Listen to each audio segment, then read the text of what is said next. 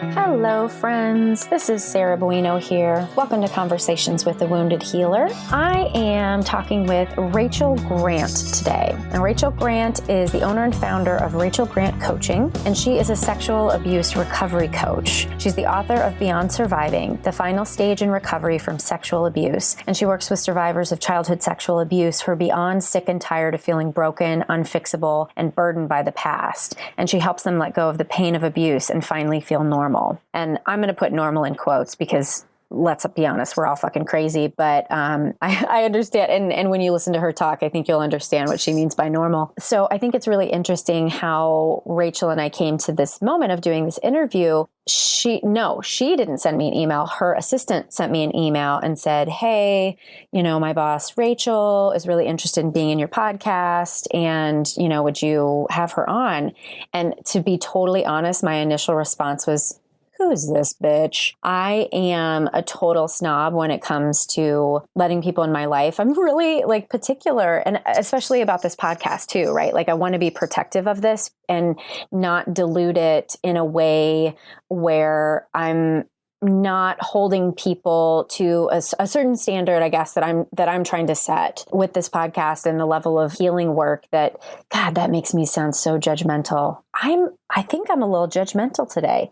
Funny aside, there used to be a Blockbuster that I would go to all the time. And my boyfriend at the time, his roommate worked there. And they had a guy who worked in the Blockbuster named Alex. And they always called him Judgmental Alex. And so whenever my husband and I are being judgmental, we're like, okay, Judgmental Alex. Because I guess Alex hated all the movies. Anyway, I think I am a little judgmental today. And I got to be honest, I'm recording this on Mother's Day. And it's been a rough day for me. And I am surprised by that, but also not surprised at the same time.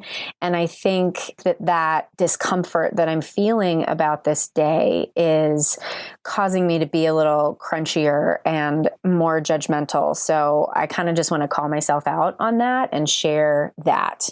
Total digression, back to the story of Rachel. So I looked Rachel up online and I'm like, okay, this seems pretty cool. And then, we set up a little Skype date just to kind of get to know each other and see if we were on the same page. And instantly I was totally relieved. And I got to be honest too, most therapists that I know are very judgmental of coaches and this kind of fear of this okay, 1, 2, 3, fix it sort of thing. But I obviously didn't find Rachel to be in that category. And as you'll hear in our conversation, her awareness and incorporation of the nuances of this healing, I think are really, really important because there is no one-stop shop to fix trauma or anything really. And I think that you'll find Rachel's approach her approach is approachable. But it is, right? The way that she frames recovery from sexual abuse, I think she's done it very succinctly and beautifully. And I hope that it will resonate with you, whether you're a survivor of sexual abuse or not. As we get into this in the podcast, the tips that she talks about are, I suppose, moving from this place of victimhood to survivorhood to beyond surviving, I think applies to everyone. So please enjoy my interview with Rachel Grant. Hello, Rachel. Welcome to Conversations with a Wounded Healer. Thank you, Sarah. It's such a pleasure to be here with you. Hooray. Happy Sunday. Thanks. Yes. Great day that we are here on the weekend hanging out. So Totes. Appreciate it. Of course. Hanging out in my closet where I record. Right. I'm in my bedroom. So there we go. We're all nice and cozy. Perfect. How you doing today? Very well. Yeah, it's a beautiful day here in San Francisco. I'm getting ready you jerk. to hang out with you. I know, right? It's all sunshiny and beautiful. And I'm actually heading down to every year on Mother's Day weekend, actually, the Native American tribes from around the country come together and meet in Stanford for a powwow. And I happen to be Native American in addition to just loving the culture. So we're going to head down and enjoy that today. But I'm glad to be here to chat with you to start my day, though. Oh, awesome. Well, thank you for taking that time out. That does sound like a cool gathering. Let's jump into it. How about you tell folks who you are and what you do? Well, so hello, beautiful community, and so nice to be here with you today and have this opportunity to connect and introduce myself. My name is Rachel Grant, and I work with survivors of childhood sexual abuse who are really just sick and tired of feeling broken and unfixable, and like there's just nothing that's ever going to help or make things better. And I have the great joy and honor of walking alongside survivors and helping them break free from the pain of abuse and finally move on with their lives and really step in to a life that is not about just recovery, but that is really about living and living to your fullest and being who you really were meant to be before any of that bullshit happened to you. And you just get to go out and live your life day to day from that place. I am always envious of people who have really awesome elevator speeches. That was beautiful. But it didn't sound like an elevator speech. That's what made it so beautiful. Thanks. So nice work. A+ on that. It's funny. I was thinking about this before we started. I think that therapists who transition into the coaching role are so much more comfortable with the marketing and the like advertising aspect of it that is so fucking uncomfortable for me. And it's really hard to do authentically. And what you just did was extremely authentic, but also perfectly like packaged for marketing and advertising. So A fucking plus. Hey, thanks, Sarah. It's been hard one. It's been hard one because I can certainly relate. And I struggled so much with how to talk about what I do and what my passion is. And I actually worked with a mentor for about 2 years. But in the first, 6 months of that work, a big piece of the puzzle was figuring that out. And I have to say, one of the best things that I did in my journey was really begin to interview people and find out the language that they were really using to describe their experience. That made such a big difference for me. And it was interesting because from where I was in my journey at that time, some of these words, like I could still connect to them, but they also felt a little more distant. And so the way I was talking about it when I began my work was almost from the place of where I was and wanted them to get to as opposed to where they were feeling. And so making that little switch, has made a big difference for me and how I connect with my audience. Well, I'd love to hear the pathway that led you to where you are now. When we spoke earlier, we've got this Chicago connection because you went to the University of Chicago for social work, right? Oh, I actually did my degree in English at the University of Chicago. Oh my gosh. Oh, that's right.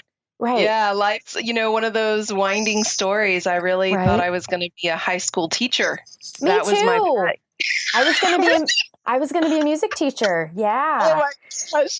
Yeah. Oh Lord. So I really had in mind that was the world I was going to go into, education. And I completed my degree in English at the University of Chicago. But while I was there, I had the opportunity to work in their neighborhood schools program and was going and spending time at after schools programs and working with kids. I actually ended up with this amazing woman, Sue Duncan. I mention her name anytime I can. I don't even know if she's still on this earth, but she was so pivotal in my growth as a human being. And she was this fabulous hippie chick who had started this, basement after school program where moms and families came and brought their children anywhere from toddler baby all the way up to 18. And one of the things that happened for me, though, so I was in my early 20s when I was doing this work, and I started hanging out with the teenagers. And Sarah, I had this moment of like, oh my gosh, I do not like these people. I know, right? I know. We have to whisper it because that sounds like we're assholes. But it's true. Teenagers suck. Like, oh my gosh, I can't. And, I think part of it was my age, right? We were so close in age and these sorts of things. But it really threw my world into like, oh my gosh, what am I going to do with myself? And that's how I found my way towards elementary education and started working with the little ones. And after I graduated, I came back to St. Louis, where my then partner was, and I started working at a private elementary school in their after school program. And then eventually said, hey, I kind of need a real job. Do you have anything here? And they said, yeah, we have this computer lab where nobody's really doing anything with it. You want to take that over? And so I was thrown into this world of developing curriculum. Wow. For second graders through sixth graders to teach them word processing and computer skills and keyboarding. And so building it from the ground up. And I only mention that because much later in my life, when my journey turned again and I stepped into this world of, okay, I'm going to be a coach and I'm going to support people and I want to develop a program, those years in education and curriculum development played such an important role in my development of the Beyond Surviving program. I bet. Yeah. And, one thing led to another. I found myself in California. I had gotten married and my husband got into Stanford. And so that's what brought us out to California. And it was another one of those moments in my life where it was a change, a turn. Okay, what am I going to do now? Do I want to stay in this world of education? Do I want to, go into the world of psychology? All these options. Do I want to be an editor for a magazine? There are all sorts of things. But what I turned my attention to was nannying. I really just want to spend some years with some kids and really focus on helping them be, great little human beings. The education piece is there, but the social piece is there as well. The autonomy, which I really love, was a part of that. And so I spent 8 years as a nanny. But as those kids were getting older and the nanny light was starting to fade, they weren't need me as much. I hit another place in my life where I thought, okay, what's next? And one of my friends, as we were talking about this, said, I think it's time for you to go to grad school. To which I immediately said, no. I don't want to do any more school. I don't want to go. But she said, Rachel, I think it's time for you to turn more and more to your purpose. And all of these steps that you've taken have played a part of that, but now it's time. And so I enrolled in a master's program in counseling psychology here in San Francisco, but I started my business at the same time. I've always been one of those people, Sarah, I just want to do everything out of order. Yeah. Don't tell me to wait. I'm going. So I just decided to start it. I called all sorts of coaches and did informational interviews and tried to learn more about the coaching industry because I already had an inkling at the beginning, even though I was going into this counseling psychology world, that I was probably going to end up as a coach and not a therapist. Why? Tell me about that, because I find that an interesting distinction for people. Yeah, well, my sense of it when I was first starting was that I wanted to work in a way that was focused on present day and very action-oriented, and that I wanted to look very, very closely at solution. And I didn't want to delve a lot into the history. Why? Sorry, I just have so many questions. Why? Yeah, no, it's great. Because I feel like that's an important, I have a better, back then it was all just kind of a sense of things. Today I understand it and can articulate it much more clearly after 11 years of doing this, why that was. But my instinct was that therapy was a really great safe space for people to talk about their trauma and to explore it and become almost familiar with it and comfortable with it.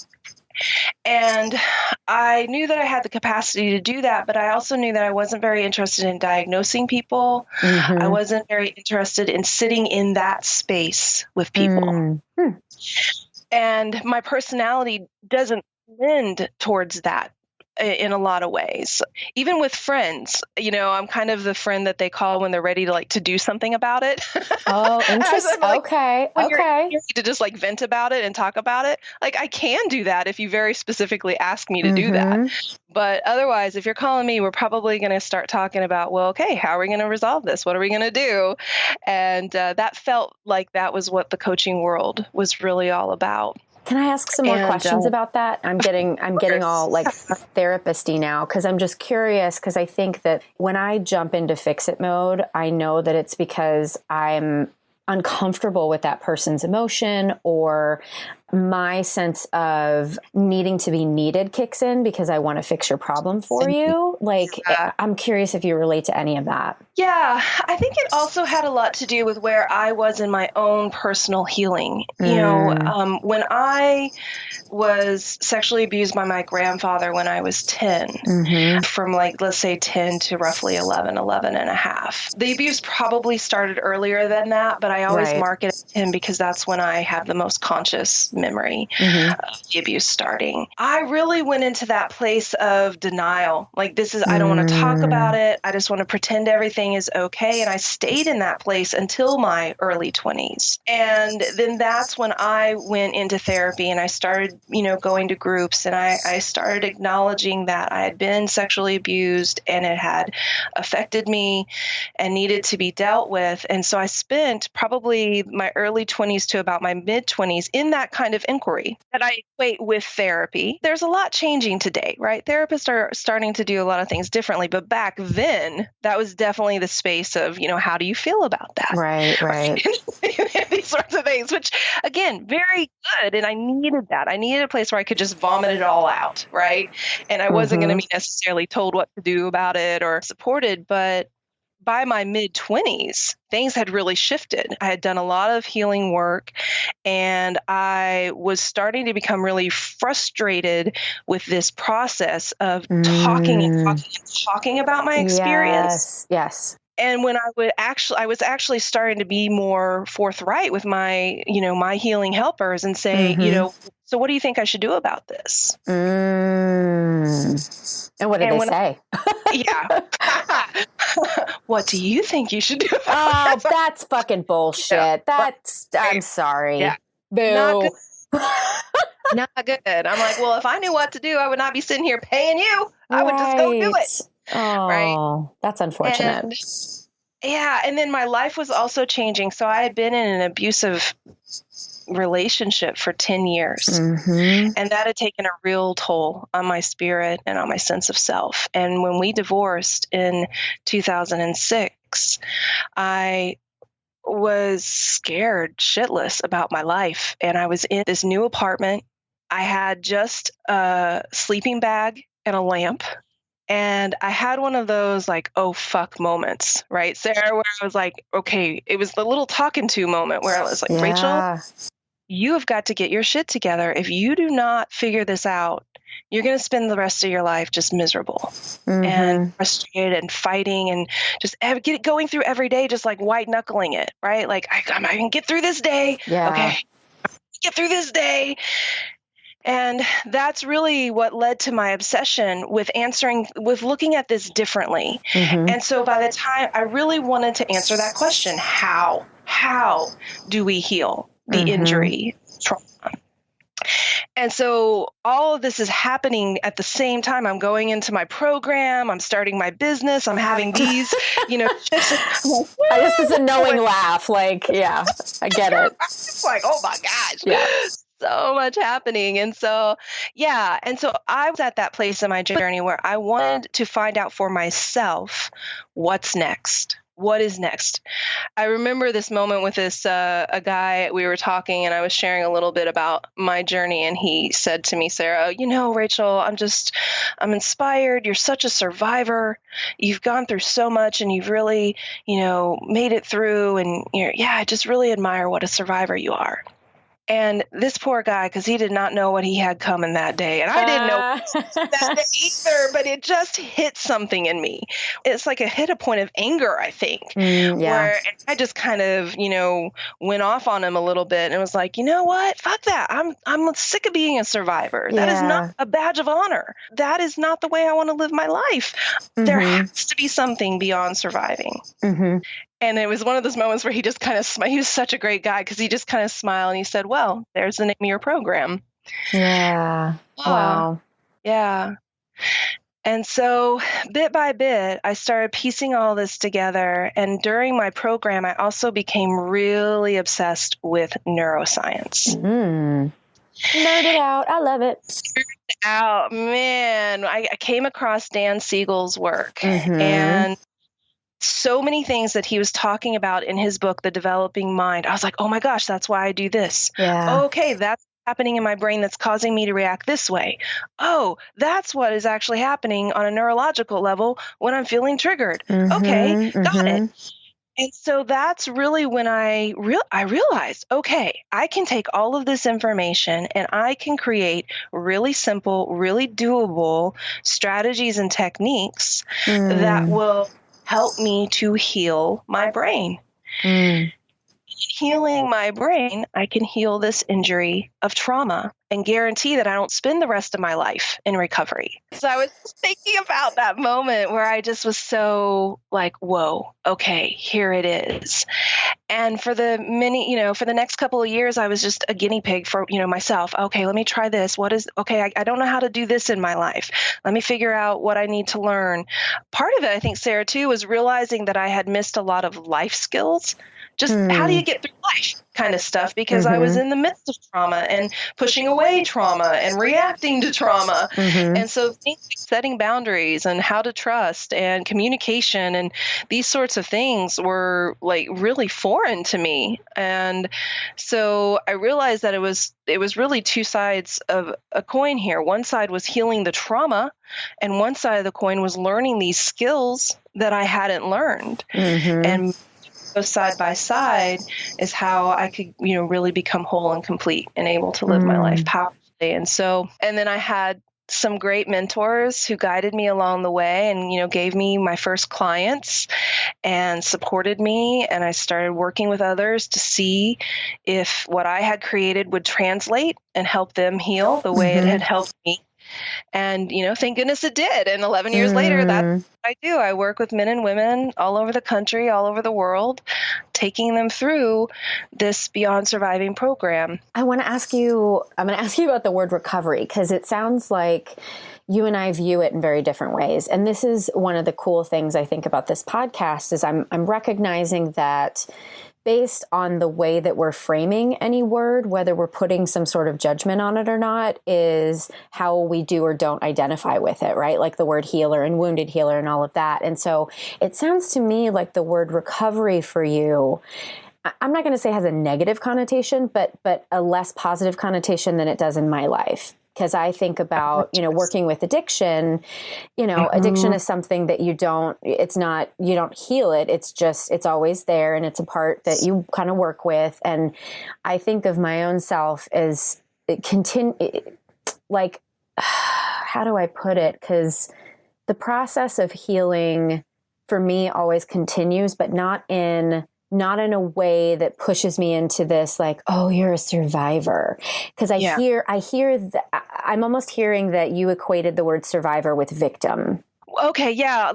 I'm happy to talk about that, because that is definitely one of the things I'm really passionate about is supporting folks and kind of understanding this model that has worked for me. And there are, exactly as you say, Sarah, lots of different models and ways of relating to things. And so the way that I think about this is the first stage is victim. And that stage is really either you are in the victim place because you're being victimized, or you're in denial. You're in that place of, I cannot look at this. I don't want to look at it. I don't want to deal with it. I want to just push it away. And the reason I equate that with victimhood is because there's no healing that's possible there. No, there's not. Right. And so the next stage is survivor. And the bridge from victim to survivor is acknowledgement. That makes a lot of sense. As soon as you say, this happened to me, I can't deny it anymore, I can't pretend it's not there, that moves you into the survivor stage. And I definitely do not think of the survivor stage as a negative. I don't want that to come across. The survivor stage is a very important stage in the healing process. It is when you get the opportunity to say, this is what happened to me. These are the experiences that I've had. You start to seek out safe spaces to do that. You start to notice that you're not alone, that there are other people who have gone through this. And you start to understand yourself a little better, right? Like, oh, this is why I get upset and throw temper tantrums, right? That was mine, right? Oh, yeah. This is why I'm always pushing people away. This is why I keep, struggling in my work or I have a hard time focusing. So that moment of starting to, first of all, acknowledge your experience and then to understand the impact of your experience. It's critical. Yeah. It is critical. That's where so much of the foundation work happens. And lots of beautiful healing happens in that stage as well. Now, the next thing that I think of is the beyond surviving stage. And I would also say that I somewhat equate the survivor stage with the recovery stage. So those two words sometimes I think of synonymously, because when you're in that place, you're kind of really in your trauma, right? You're feeling it, you're experiencing it, and there's a lot of work to do, and things are still really hard. You haven't yet really figured out how to manage yourself, how to manage your life out independent of the trauma or the abuse experience that you've had. When you reach that place where you're, okay, I think I feel, I've given this time and attention and acknowledgement. And now the question that I'm asking myself more and more is, what do I do about this? Right? Okay, I've got it. I understand it. Now, what do I do? That question is what leads you into this beyond surviving stage. Other people call it thriving or, and to my mind, the beyond surviving stage is different from the recovery stage. So when we are in the beyond surviving stage, we have reached a place where we have first of all, a distance between the past and our. When you're in the survivor stage, it's all like it feels like it's all right there. Yeah. When you're in the beyond surviving stage, you can say, I was sexually abused and I went to Target yesterday and bought some shoes. And they have the same chart, right? Right. Yeah.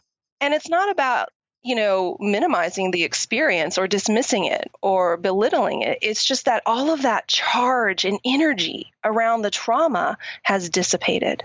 And it's become integrated as an experience that you've had.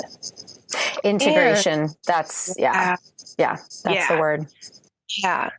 And so when, and then the other side of that, so first of all, you have this distance between, yourself and this past trauma, and you have a higher capacity to negotiate and navigate your day to day, so that when something happens, rather than it throwing you all the way back in to your trauma past and your trauma brain and all that, you go, oh, okay, here's the tool that I'm going to use to manage this. Oh yeah, I have choice. I have authorship. I have authority, autonomy, adulthood, right?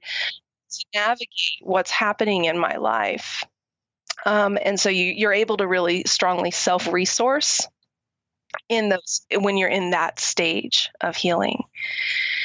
And it's interesting because the folks that I talk to who work with addicts and work in that field, this does come up because there is this sense of what's the distinction in that realm. Because when you identify as an addict, you hold that as a label, an identification, to remind yourself that you have something that you are managing, right? Maybe you might be able to say this better than I am. Well, I do. I mean, I do kind of have a thought about it, because as you were describing this, it sounds to me like it doesn't matter what the thing is that you need to be healed from. I think trauma and sexual abuse in particular, like, it forces you to either you look at it and have capacity to kind of take charge of your life, or you don't look at it and you suffer your whole life, right? But I think that, and I think that about addiction too. I always tell my clients that I think that you were called to do something really special in this world, otherwise you would be dead. And to get to that point that you are offered the choice of recovery, I think is a life-changing opportunity. Yeah. But I also think everybody can either survive or thrive. Like, I'm thinking about people who, I'm going to say, just with quotes around it, just struggle with like anxiety or whatever it is that one's day-to-day struggle is. And you could identify with that and continue to hold it and tell yourself that there's nothing more you can do. I'm just managing this. Or you can try to go to the next level. And I think the next level is really thriving. And for my folks who have, a longer term recovery, that is where they are. And I completely understand what you're saying now is this integration space. And I would also add to it, there's like a mindful component to it where you're able to be on the outside of it and look at yourself and be like, oh, look, there's my addiction popping up, or there's my trauma popping up, or there's my anxiety. And I have a choice about what I do with it now. And that's, some of my clients and I talk about the difference between, like, I'm getting a lot of folks who are struggling with the AA community in Chicago right now, saying that it's not necessarily a healthy place because there are a lot of people who seem stuck in this, I'm an addict or alcoholic, and that over-identification with the disease. And what we talk about in the therapy room is like, you as a client have that opportunity to make another choice, that you don't have to continue to identify with that if that is a label that is going to keep you stuck. Beautiful. Yeah. Oh man, I love the word that you used in there of choice. That I think is one of the biggest distinctions that I felt in my own life when it was definitely like almost like a marker in my life where I went from this place of hands up in the air. I don't have any choice. I was abused as a kid. This is how it's going to be. This is how things are going to happen. This is how my life is going to look, to I have some choice about that. And I have some say about that. And I can get resources and tools and skills that support that, right? That help me make those choices and become empowered in that way. Yeah.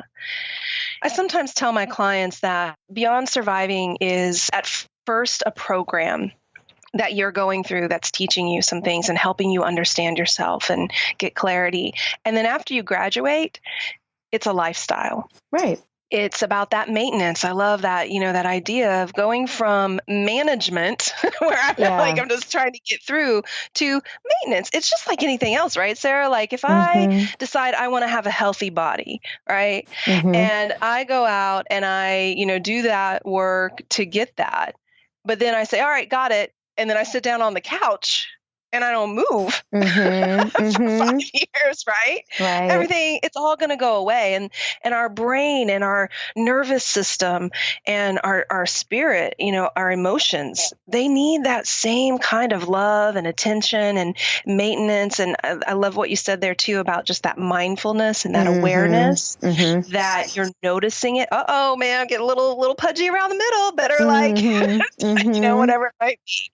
Though I love being pudgy around the middle. So yes, own it. I want to take some of that from you.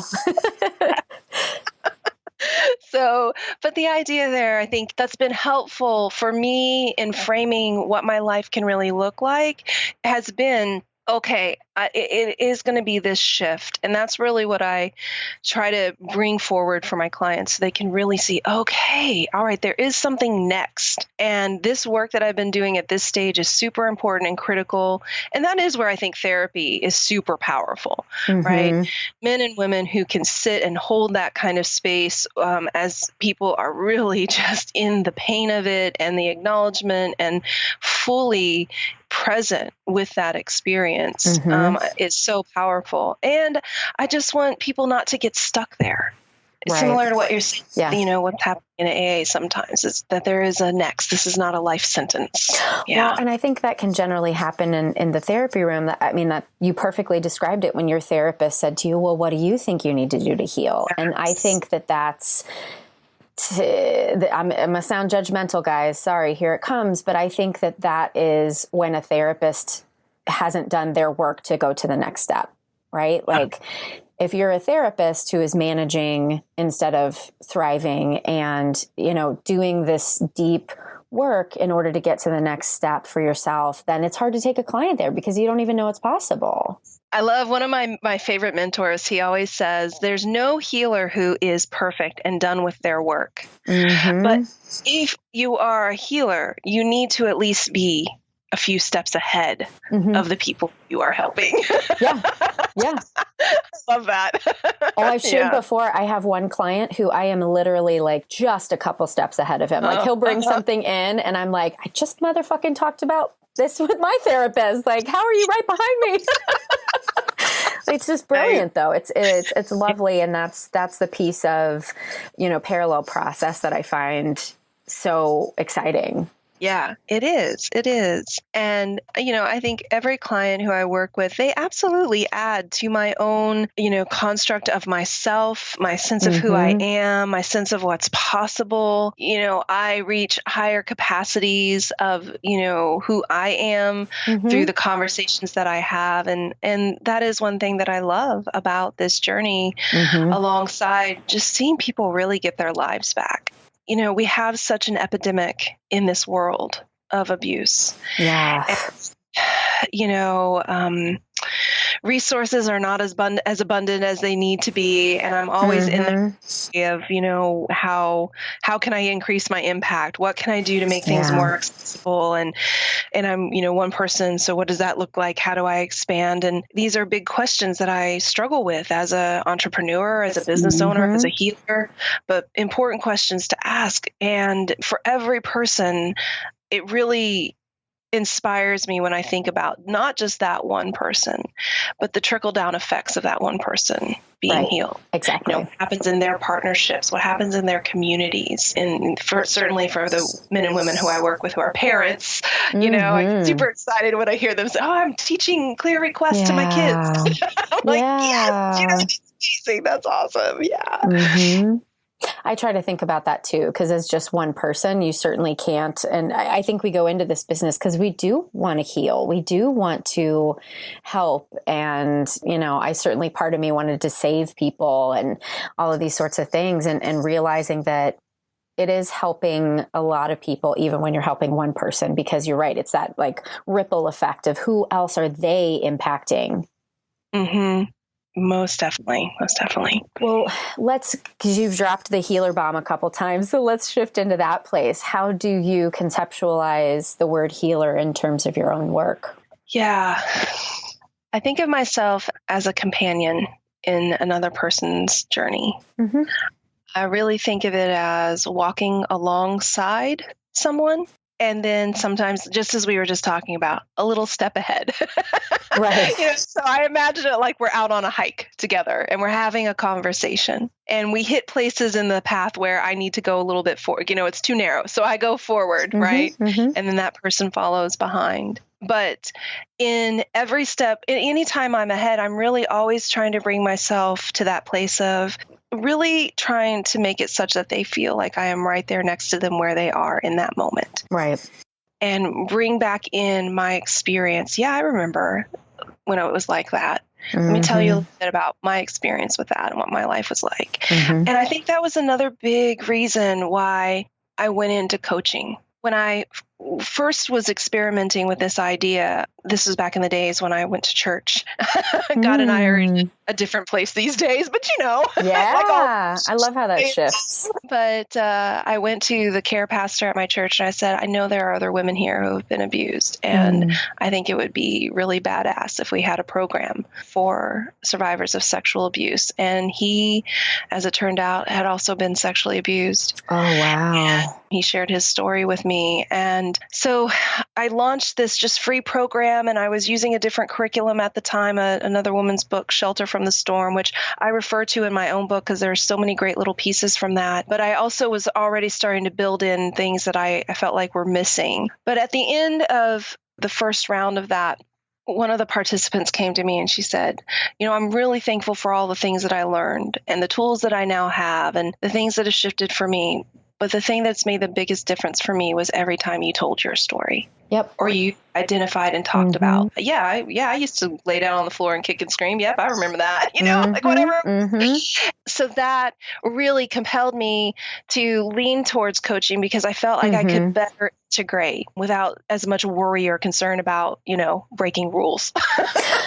Which, you mentioned earlier that the field of therapy is changing. And I do think that's one particular area that's changing as well. And as a professor of young social workers, I always try to talk about, self-disclosure is not the enemy. It is not a bad thing. It's knowing that you've done your own work and that you are not sharing your story because you have to share it. You're sharing your story because it's something that the client can relate to. And I do it a lot. And my clients know, I think they know enough about me. They know enough about my struggles, but they just don't know the details, right? And they don't need to know the details, right? They know that I've walked down a path in similar ways. And like, I always share my perfectionist struggles I do get pretty specific about that, because it's something that I don't think we talk enough about too, is recognizing how debilitating and hurtful perfectionism can be, not only to oneself, but to the people around you, because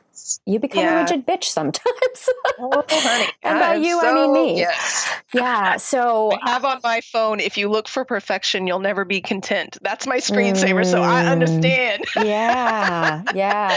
I had a feeling when you you sent me your stuff quickly right away. I was like, oh, I smell you. I smell you because I am you. I get That's it. Right.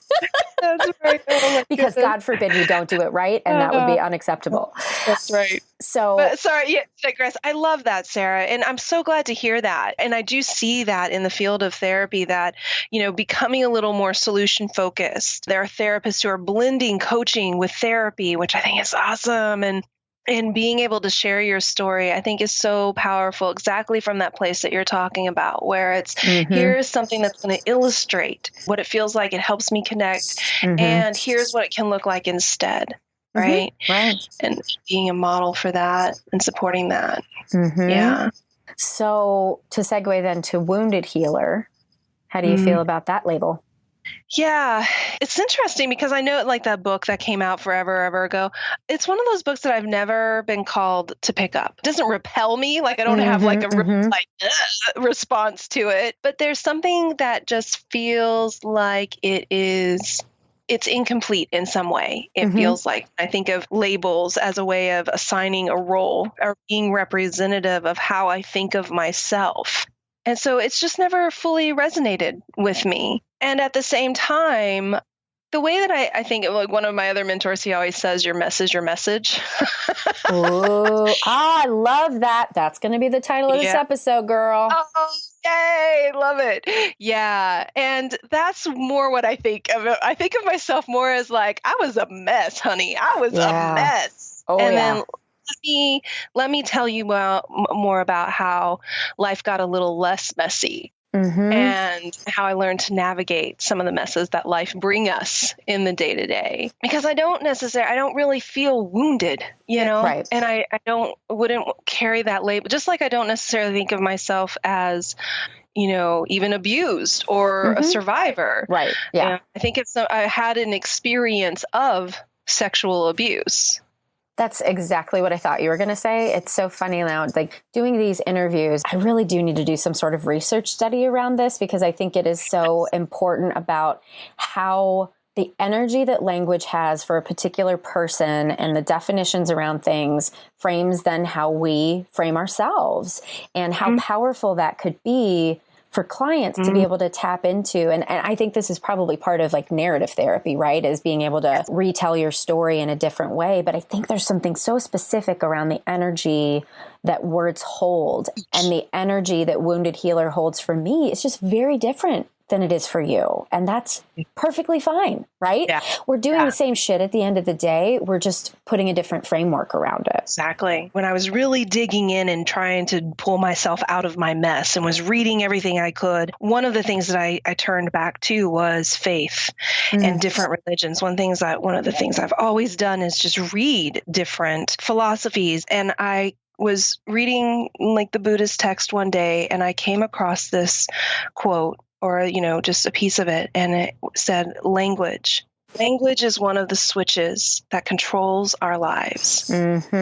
Language is a lever for shifting our character. Yep. And I took that and I ran with it. It just made so much sense to me. And I thought, yeah, the language I'm using about myself, what I am speaking out into the world, it has a huge impact on how I am feeling, how other people are perceiving me, and what might happen in my life if I just simply, and it seems too simple. I think that's one of the things, Sarah, sometimes people are like, no, this is too easy. Right, it needs to be, like, no, just flip the switch. Just change the language, and your experience, how you will walk, how you will talk, how you will feel, will follow along with that. And yeah, it takes practice and consistency. And there are days where it feels really like this is ridiculous and hard and not working. But yeah, that for me was a huge turning point. So we are so in alignment in that world of the importance of language labels and how we are framing things, for sure. And I do think, because I guess I'm always trying to listen with the ear of someone who might be like skeptical of what we're saying. And I want to also put in there that sometimes it isn't that easy for people and they switch the language and then nothing changes.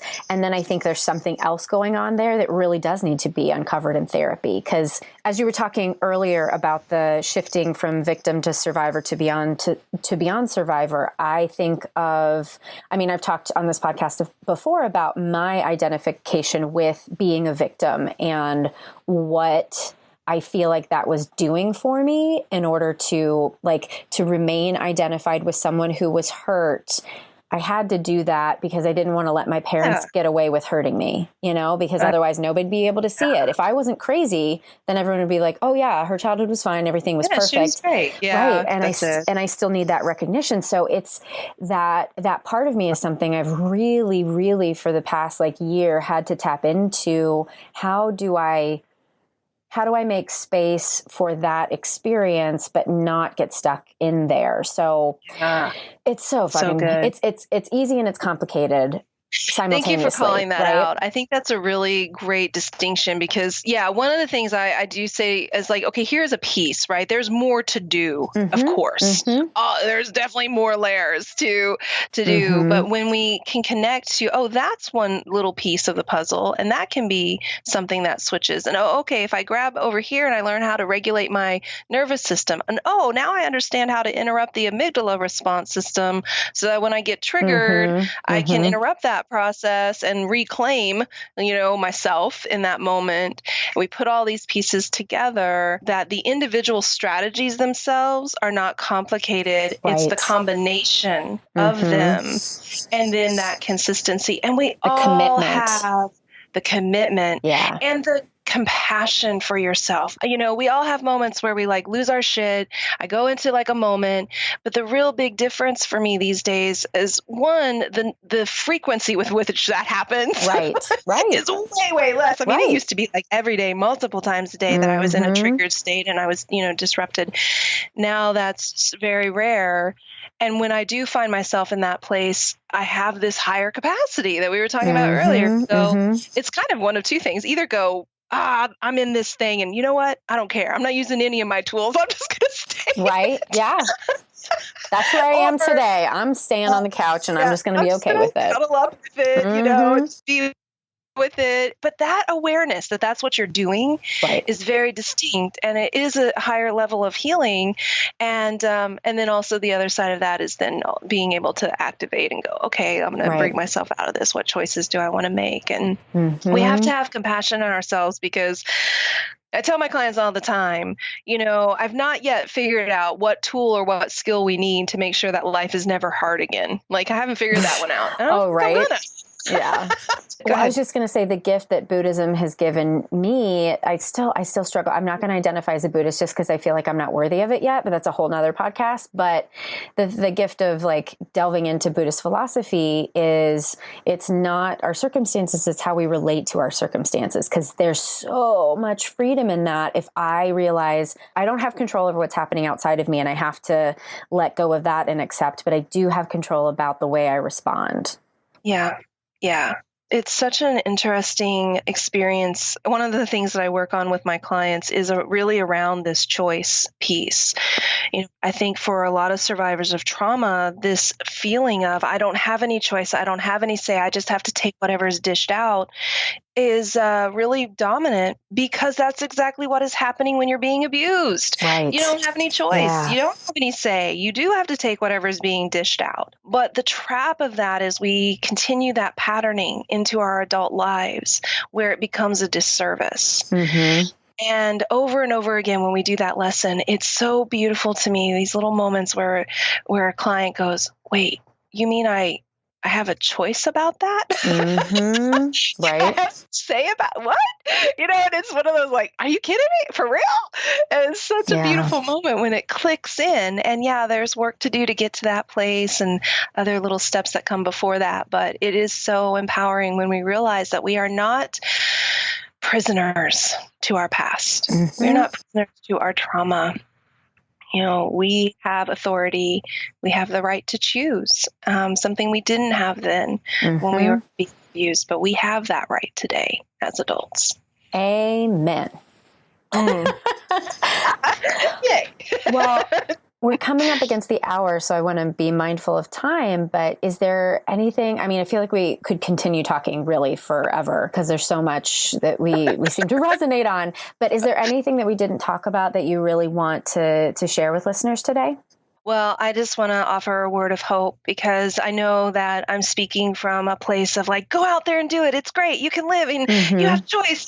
And I also want to just fully acknowledge that for some of you listening, that feels like such a foreign place. And I don't know if I could ever really get there kind of place. And so if you're hurting today, if you're struggling, really in the struggle today, I just send you so much love. And I hope you will find compassion for yourself and at the same time, keep turning towards hope. Hope is the activator. And it is what makes transformation and healing possible. So please come connect with me. I'm always here as a resource and a support. I have free programs. I have, resources on the website. I have, of course, the Beyond Surviving program, which you can invest in. But one of the intentions I've set very strongly in my business is that there will be a branch that is for survivors who don't have resources. So, I have a monthly support group that's free. I have online resources that are free. So email me, connect with me, and happy to support however I can. RachelGrantCoaching.com is the easiest way to find me.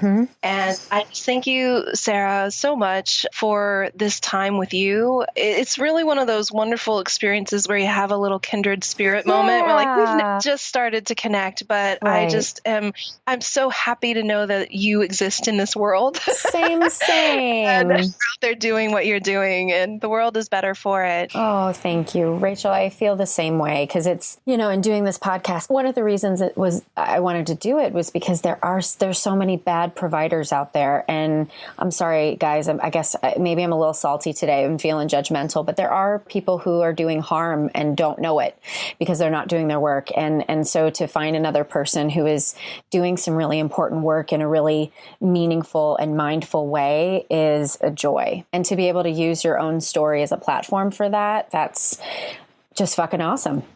Right on. Yes. Thank you so much, Rachel, for joining us on Conversations with a Wounded Healer today.